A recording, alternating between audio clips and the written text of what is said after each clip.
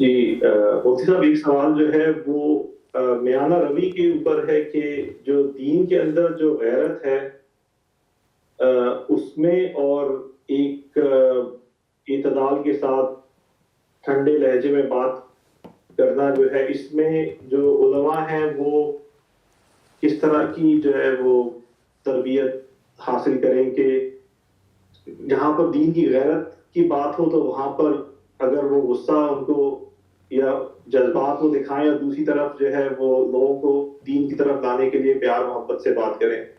تو اس میں مثال جو ہے حضرت مجدد الفسانی سر ہندی رحمۃ اللہ علیہ جو ہیں، وہ ایک طرف وہ صوفیانہ ان کا جو پورا مزاج ہے، تو دوسری طرف انہوں نے خود جو ہے، آپ نے بھی اپنے بیانات میں فرمایا کہ جو ہے انہوں نے یہ اپنے مکتوبات میں بھی لکھا ہے کہ ان کی جو ہے وہ رگ فاروقیت جو ہے وہ پھڑکتی ہے اگر کوئی جو ہے اس طرح کی بھی بات کرے، جیسے انہوں نے عبد الکبیر یمنی اور اس طرح کی جو ان کی عبارات پڑھی انہوں نے جو ہے. تو اس میں جو ہے میانہ روی کہاں پر جو ہے نظر آئے علماء کے اندر کی جو آج ابھی کی نئی جنریشن ہے وہ ان کی طرف مائل ہو. ایک تو علم ہے، دوسری طرف ان کی اپنی کیسی تربیت ہو کہ وہ لوگوں کے لیے ایک طرح سے مشعل راہ بن سکے.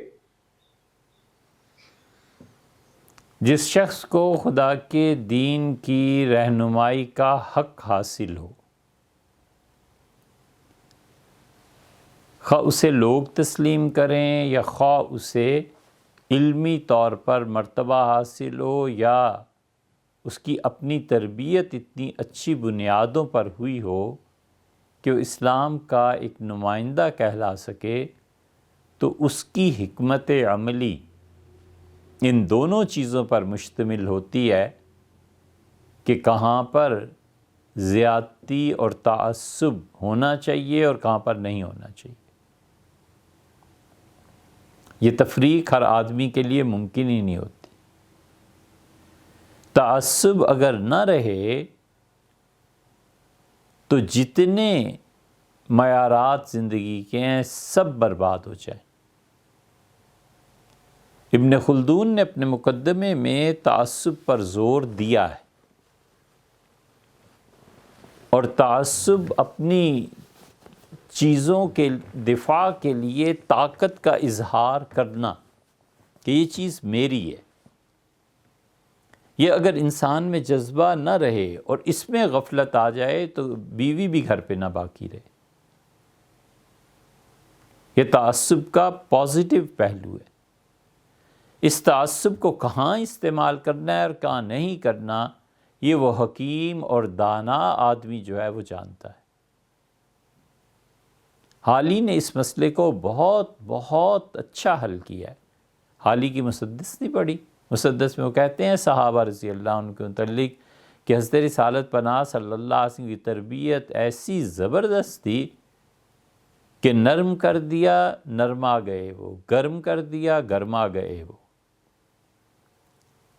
یہ الفاظ ایگزیکٹلی وہاں شاید نہیں ہیں، بہرحال دیکھے جا سکتے ہیں. حالی نے حضور اقدس صلی اللہ علیہ وسلم کی تربیت کو بیان کیا ہے کہ صحابہ کرام رضی اللہ عنہ کی باغ دوڑ ان کے ہاتھ میں تھی. وہ جب چاہتے تھے فرماتے تھے یہ موقع ہے قتل کرنے کا، مار دینے کا، لڑنے کا، اور فرماتے تھے یہ موقع ہے نرمی کا اور اس چیز کا.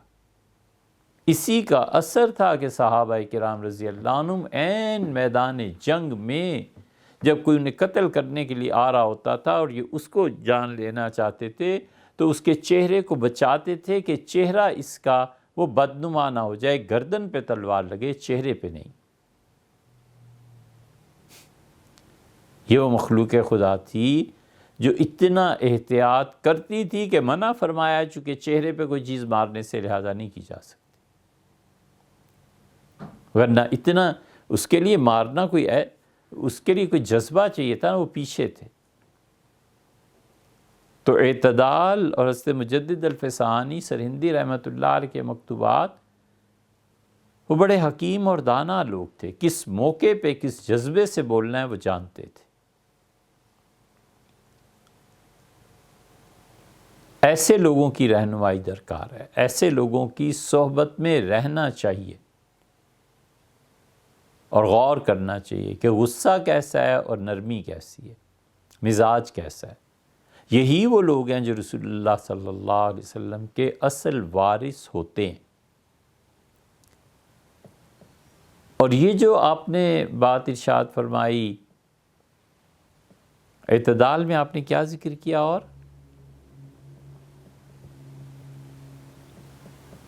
سوال مفتی صاحب اعتدال میں کیونکہ ابھی کی جو نئی جنریشن ہے وہ جب اس طرح کی جی یاد آ گیا، پرسنالٹی سے ہمارے خیال میں آ گیا، یہ جتنی بھی بے اعتدالی آپ اپنی نگاہ سے دیکھتے ہیں اور جتنا علماء کرام میں احتجاج اور یہ چیزیں پاتے ہیں، یہ سب ریئیکشن ہے، یہ سب ریئیکشن ہے۔ اس کو بھی تو ٹھیک کرنا چاہیے۔ یہ خوارج جو تھے یہ ریئیکشن ہی تو تھا۔ یہ جتنے بھی اسلام کے متعلق ایسی چیزیں اور وہ اسی لیے سب کچھ کرتے ہیں، مار دیتے ہیں، قتل کی دھمکیاں دیتے ہیں کہ یہ ریئیکشن ہے۔ کیوں وہ حرکتیں کی جاتی ہیں جن کی وجہ سے حضرت رسالت پناہ صلی اللہ علیہ وسلم پہ حرف آئے؟ فرانس میں جو کچھ ہوا ہے، کیا کسی حکمران میں چیمپئن بنے پھرتے ہیں اور انہیں اپنی حکومتیں عزیز ہیں؟ 2 دن کے لیے 4 دن کے لیے حضور اقدس صلی اللہ علیہ وسلم سے زیادہ کس کی عزت اور احترام ہے؟ اس ہستی کے لیے چھوڑ دیتے سب کاموں کو، وزیر اعظم ہمارے چھوڑ دیتے، محمد بن سلمان، اردگان چھوڑ دیتے کہ ہم تینوں چلتے ہیں، جا کے ملتے ہیں فرانس والوں سے، ان سے کہتے ہیں کہ یہ نہ کریں۔ دیکھیں کہ دنیا میں کوئی بھی مقدس آدمی ہے، کسی کے بھی جذبات وابستہ ہیں، ہم نہیں کریں گے، ہم انٹرنیشنل لا بنائیں گے۔ ان کو اپنی حکومتیں، اتنا وقت بھی حضور صلی اللہ علیہ وسلم کی ناموس کے لیے نہیں دیا جا سکتا۔ پھر ان لوگوں سے کون کہہ سکتا ہے کہ ان کے سینے میں بھی، دل میں بھی درد ہے کچھ اسلام کے لیے اور کچھ اس ہستی کے لیے جس ہستی نے ساری کائنات کو صحیح راہ کی دعوت دی۔ اور دوسری بات یہ کہ جتنی بھی ریئیکشن میں تحریکات چلتی ہیں، ان کا ساتھ نہیں دینا چاہیے۔ جذباتی فیصلے ہوتے ہیں، چند دن کے لیے ہنگامے ہوتے ہیں اور پھر اس کے بعد لوگ بیٹھ جاتے ہیں، کوئی مستقل کام کرنے کو تیار نہیں ہے۔ حضرت رسالت پناہ صلی اللہ علیہ وسلم کی سیرت میں جو کچھ لکھا گیا ہے، صرف ایک آدمی اس پورے عرصے میں، وہ اللہ تعالیٰ سلامت رکھے انہیں، باشعور نظر آئے۔ انہوں نے کہا کہ فرانسیسی میں حضور اقدس صلی اللہ علیہ وسلم کی سیرت کا ترجمہ کیا جائے اور ہم لوگ اسے فرانس میں پھیلائیں، تاکہ جس مقام پر ان کی توہین کی گئی ہے ان لوگوں کو ہم بتائیں تو صحیح کہ حضور اقدس صلی اللہ علیہ وسلم کیا تھے۔ یہ ایک آدمی اتنا دانشمند نظر آیا۔ ہم نے کہا بالکل، نبی رحمت جو حضرت ابو الحسن علی ندوی رحمۃ اللہ علیہ لکھی ہے وہ مختصر بھی ہے، بہت اچھی سیرت، اور لوگوں نے بھی بہت اچھی لکھی ہیں، حضرت رحمۃ اللہ بھی اچھی سیرت لکھی ہے۔ ہم نے کہا اس کا فرانسیسی میں ترجمہ، لیکن اب کتنے مسلمان ہیں جو اس فرانسیسی زبان میں ترجمہ کر سکیں جو زبان ان کے یہاں اعلیٰ درجے اور ادب سے تعلق رکھتی ہے؟ زبان کا بڑا اثر ہوتا ہے۔ امریکن پریزیڈنٹ گئے تھے نا ٹرمپ، تو تقریریں شروع ہو گئی انگلش میں، تو فرانس کے صدر نے اعتراض کیا، اس نے کہا کیا پوری دنیا انگلش پڑھے گی اور انگلش کا غلام بنانا ہے؟ ہم آزاد ہیں، ہم اپنی زبان بولیں گے۔ تو ٹرمپ اس توہین کو ادھر ادھر کر کے، آپ میں سے کون نہیں جانتا کہ جرمنی، فرانس، اسپین ممالک میں چلے جائیں، وہ لوگ اپنی زبان کبھی چھوڑتے ہیں؟ جانتے بوجھتے انگلش جانتے ہوئے بھی جواب نہیں دیتے اور گزر جاتے۔ تو ارشد صاحب نے کہا کہ حضور اقدس صلی اللہ علیہ وسلم کی سیرت کو فرانسیسی میں کا ضرور آپ کو کرنا چاہیے۔ لائیں اب ایسے فرانسیسی ادیب جو اس درجے کے ہوں، مسلمان بھی ہوں، سیرت طیبہ سے تعلق بھی رکھتے ہوں اور پڑھا ہوا ہو بیک گراؤنڈ کچھ نہ کچھ کہ حضور صلی اللہ علیہ وسلم کا یہ فعل کس لیے تھا، وہ کریں، اب اس کو دیں۔ جو اصل کام ہمارے ہیں وہ کیوں نہیں کرتے؟ وہ نہیں کرنے اور جذباتیت کا مظاہرہ کرنا ہے۔ اور کبھی بھی کامیاب نہیں ہوتا۔ اس لیے تمام وہ تحریکات جو وقتی جذبے کے تحت اٹھائی جاتی ہیں وہ کبھی کامیابی کو نہیں پہنچتی، اور جو پلاننگ کرتے ہیں 100 سال کی، اور جو لوگ خاکے بناتے ہیں، تصاویر سکیچنگ کرتے ہیں، اور اپنے بعد ایسی نسل چھوڑ جاتے ہیں جو اس سکیچنگ میں کلرز بھر دے، وہ لوگ حقیقی کام کرتے ہیں۔ وہ لوگ ہیں جو قابل اتباع ہیں، کہ سکون سے آرام سے اپنا کام کرتے ہیں۔ حضرت سید صاحب رحمۃ اللہ علیہ کے ساتھ جو لوگ بالا کوٹ گئے تھے، ہم اب تک حضرت سید صاحب کی تجدید کے سائے میں جی رہے ہیں، ہم اب تک ان کے ہاتھ کے نیچے۔ ایک نواب صاحب کے بیٹے تھے، اور نواب صاحب نے اپنی مرضی خوشی سے بھیجا تھا، لیکن اولاد ہی ہوتی۔ تو کسی نے عرض کیا کہ اطلاع آئی ہے کہ ابھی وہ جہاد کے سفر میں فلاں مقام پہ ٹھہرے ہیں۔ تو نواب صاحب نے بہترین کپڑے، بہترین چیزیں اور جواہرات اور ہیرے اور کیا کیا ایک گٹھڑی بنائی، اور اپنے سپاہی بھیجے اور کہا میاں آپ جا رہے ہیں، برخوردار کو یہ دیجیے گا، اور ہمیں آ کے بتائیے گا، انہیں بتائیے گا کہ ہمیں کتنی ان کی یاد آتی ہے۔ وہ صاحب کہتے ہیں میں پہنچا، اور وہ گارے سے ایک دیوار بنا رہے تھے، شہزادہ تھا، لیکن سید صاحب رحمۃ اللہ نے لگا دیا کہ یہاں اتنے دن ٹھہرنا ہے تو یہاں ایک دیوار ہونی چاہیے، تو وہ گارے اور مٹی اس کو لے کے ایک دیوار بنا رہے تھے۔ تو یہ اتنے پریشان ہوئے، رو پڑے۔